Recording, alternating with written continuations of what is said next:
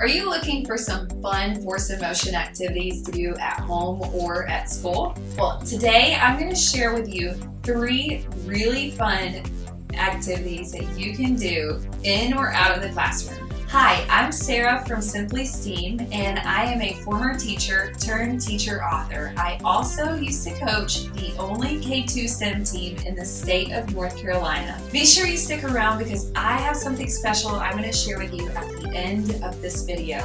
Okay guys, I'm so excited to share with you some really fun force of motion activities, and the best part is that you don't need hardly anything to do these.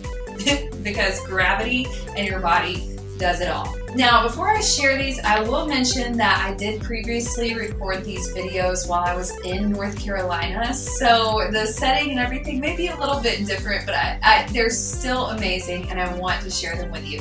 So the first activity is balancing on one foot. Go ahead and watch this video and I'll show you the activity. It is so much fun. Welcome, I'm Miss Barnett, and today we're going to do a science experiment. We're going to see if we can get stuck to the wall. So in order to do that, you will need yourself and the wall. So the first thing you're going to do is stand up straight. You're going to put your right foot against the wall and your right shoulder against the wall. Now, both of these must be touching the wall.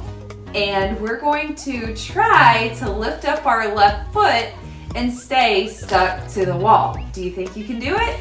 Sounds pretty easy, right? Okay, let's try it.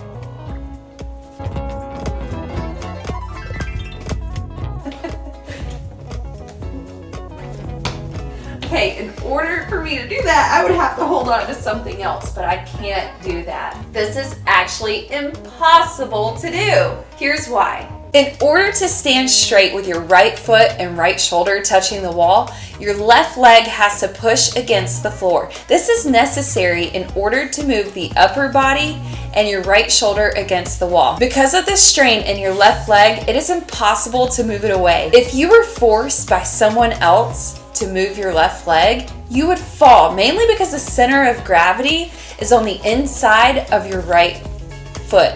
Or I should say the left side of your right foot, which would be the only support. So in order not to fall, your center of gravity should be located exactly above the pivot point or support. In this case, it's your feet. After your left leg is knocked away, your body needs to move towards the right in order not to fall, but the wall prevents that. That one is a hit. If you do that at school or at home, it is a hit. Your students, your kids, they're going to love it and have so much fun with it. You're sure, I guarantee you, that you will get some laughs and some giggles during that activity.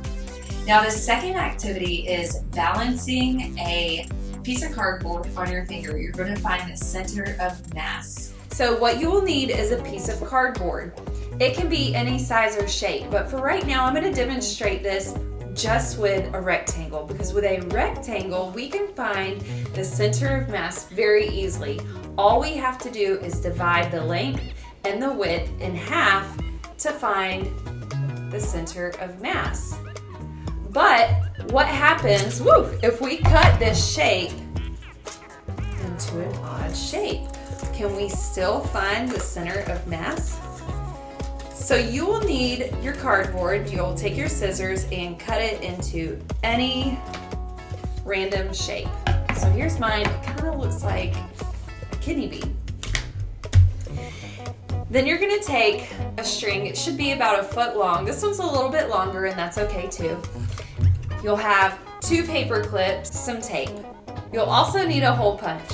So we're going to start by putting 2 holes in our piece of cardboard, and it could be on any side of the cardboard. Just make sure that your holes aren't too close together. So I'm going to go on the opposite end. And there we go. I have 2 holes.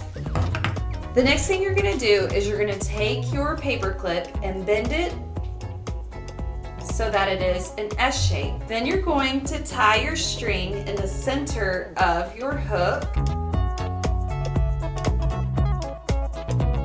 And now we should have string hanging from both sides, okay? And your hook is hanging in the center.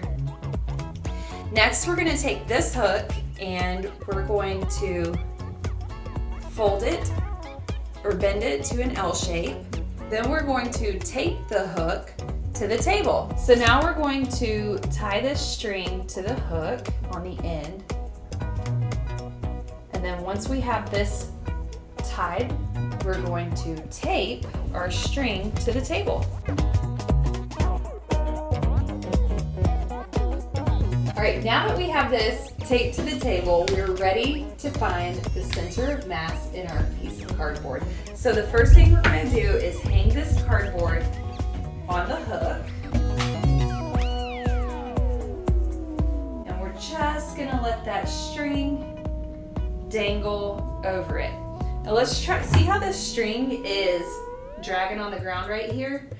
I'm actually going to trim some of the string off so that it will just hang. All right, and we're gonna let gravity pull that, and now that we see where this string is falling, we're going to draw or sketch our line.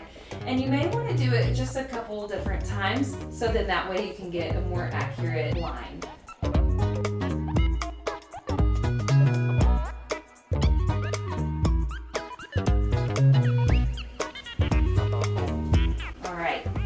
Now that we have our center of mass on this side, now I'm going to hang it from the opposite.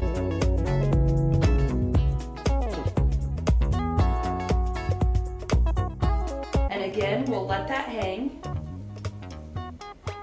And this time, we're going to draw that line.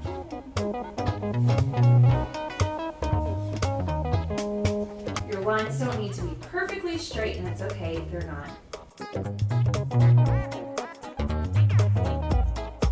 So our center of mass should be somewhere within this region. So if I put my finger right here, I should be able to balance this piece of cardboard on my finger. So let's try.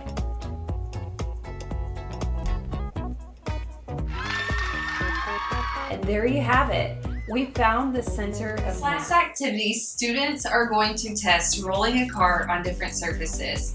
This one is so much fun. So we had some doors that came off because we live in a military house and that's just what they do here. So we took the doors off of the hinges and we were able to slope them up on some Lincoln logs.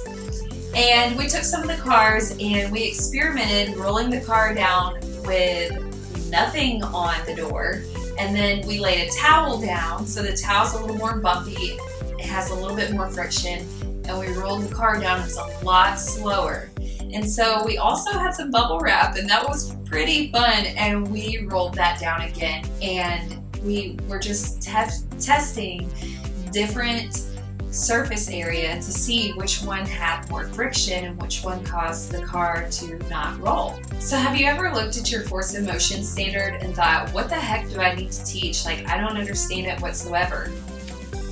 Hit the like button if you can relate. When I first started teaching force of motion, I was like, duh, they just have to know that stuff moves, right? No, there's a lot more that goes into it than that. So just make sure that you look at your standards and you are able to align your instruction with your standards. Finally, I have a little freebie to go along with these activities, so make sure that you grab that from the description below, and I will see you next week.